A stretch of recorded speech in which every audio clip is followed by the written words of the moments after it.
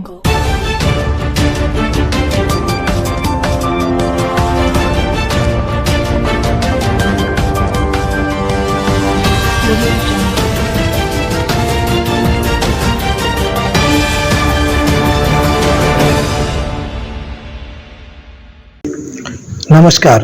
मैं हूं अशोक श्रीवास्तव और आप देख रहे हैं media Dastak news. National council of educational research and training यानी एनसीईआरटी ने 12वीं कक्षा की किताब से महात्मा गांधी, नाथूराम गोडसे और आरएसएस से जुड़ी कुछ जानकारियों को हटा दिया है। द इंडियन एक्सप्रेस की रिपोर्ट के मुताबिक जून 2022 में एनसीईआरटी ने एक लिस्ट जारी की थी जिसमें बताया गया था कि उनकी किताब में क्या हटाया जाएगा और क्या जोड़ा जाएगा।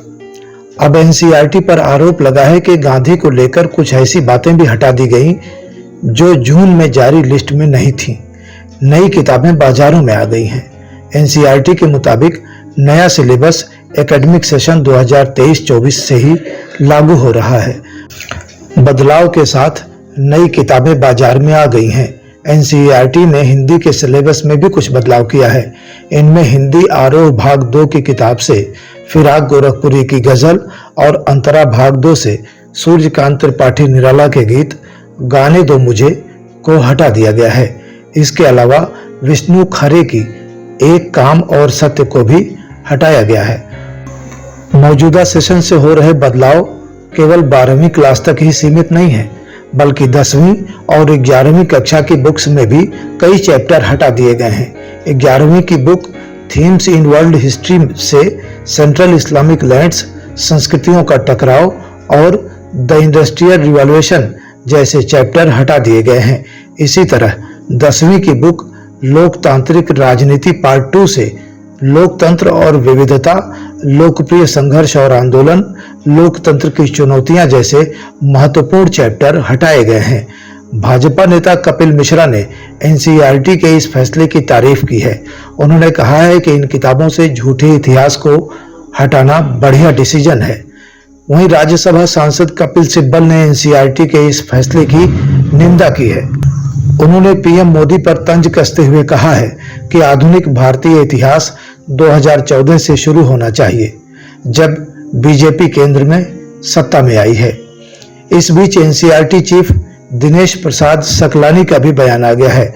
उन्होंने कहा है कि कोरोना महामारी की वजह से छात्रों की पढ़ाई का बहुत नुकसान हुआ है। बच्चे तनाव में हैं। ऐसे में महसूस किया गया कि पाठ्य पुस्तकों का भार कम किया जाना चाहिए, इसलिए यह फैसला लिया गया है। एनसीईआरटी ने इस बात से इनकार किया है कि उसने किसी भी विचारधारा के दबाव में आकर के ये बदलाव किए हैं। फिलहाल इस पूरे मामले को राजनीति से जोड़कर देखा जा रहा है।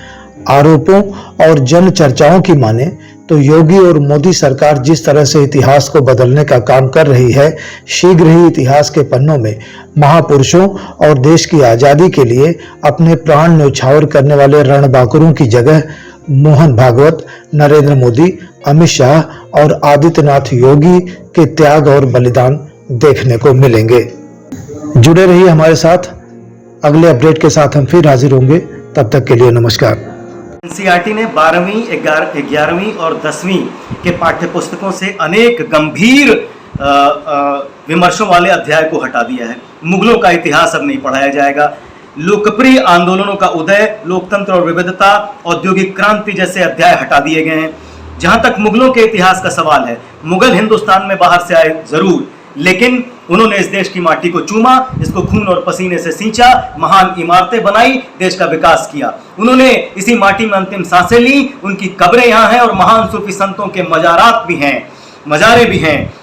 लोकप्रिय आंदोलनों, लोकतंत्र और विविधता जैसे विषयों को हटाने से यह प्रतीत होता है कि वर्तमान सरकार को लोकतंत्र, आंदोलन और विविधता जैसे शब्द बिल्कुल पसंद नहीं है, और इस पसंद के पीछे एक सोच दिखाई पड़ती है जो और भी खतरनाक है।